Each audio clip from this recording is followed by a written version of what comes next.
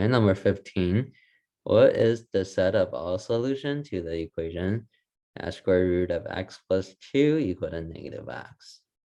Okay, so pretty much we're trying to solve for x to see which one works. But the key for this one is if we're solving it algebraically, we had to, since we have a square root on the left, we do have to start by squaring both sides. And we square both sides and solve from there. We will end up quadratic and we had to solve for x by factoring. But then after we solve, we had to double check our solution by plugging it back in. Okay, because when we square both sides, we could get a extraneous solution. Okay, so I'll say for this question, since it's a multiple choice question, let's just go ahead and plug in the answers. Yeah, you can just go and plug in the answer because even if you solve it algebraically, we still had to plug it in. Okay, we had to plug in anyway. So let's just go ahead and plug in from the beginning. That will actually save us a little bit of time here. So if we plug in -1, for example, plug in -1 for x, let's try to see if this will work or not. So plug in -1 for x, we get square root of -1 plus 2 equal to negative x, which is negative, x is -1, so it'll be -1. Okay.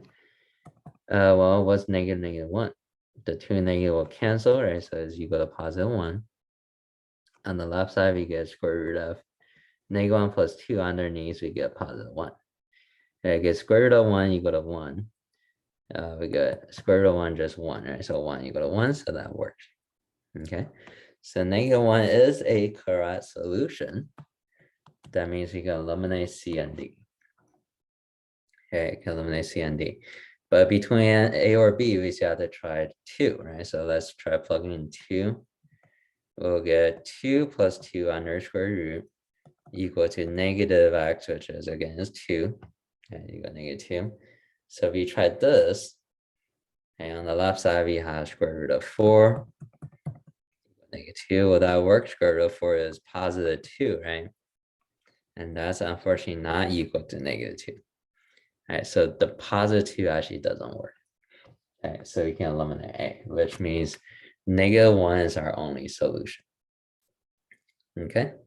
All right, so we solve algebraically, we do have to plug in our solution and make sure sometimes they both work, sometimes one of them work, okay, sometimes they both don't work. Okay, so we just have to plug in double check because when we solve, we square both sides of the equation. Okay, so we could get a extraneous solution.